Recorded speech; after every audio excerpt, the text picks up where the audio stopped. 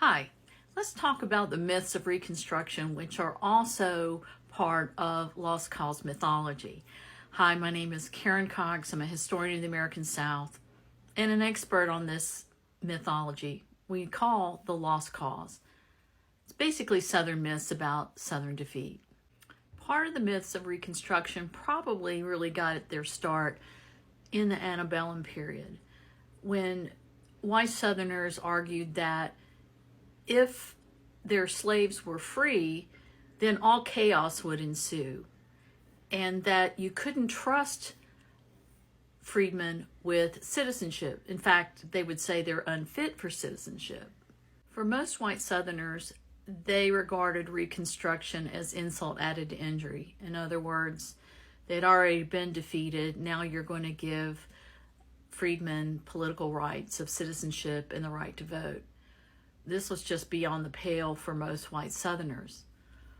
What happens over time is that there will be development of Reconstruction myths, and they were helped along by a Northern writer named Claude Bowers, who in 1929 wrote this book called The Tragic Era.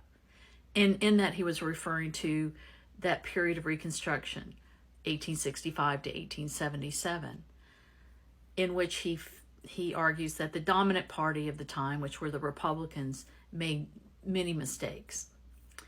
Anyway, white Southerners glommed onto that.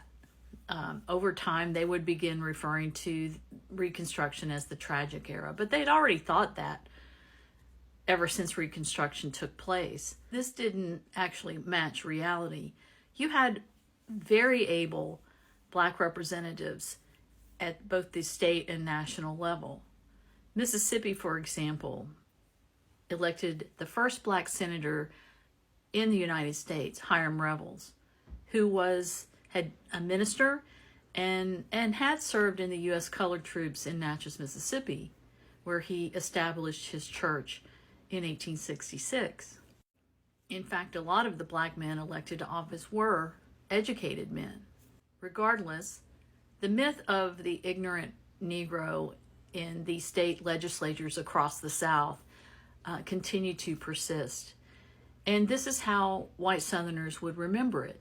This also became the basis of Thomas Dixon's famous book, The Klansman.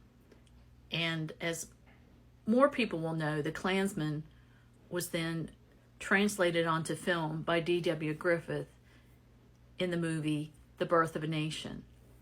And if you watch that film, you'll see clips when Black men are in the legislature and they're acting like buffoons, and they've got their dirty feet on top of their desk. They're reaching down into the drawer to get liquor to drink.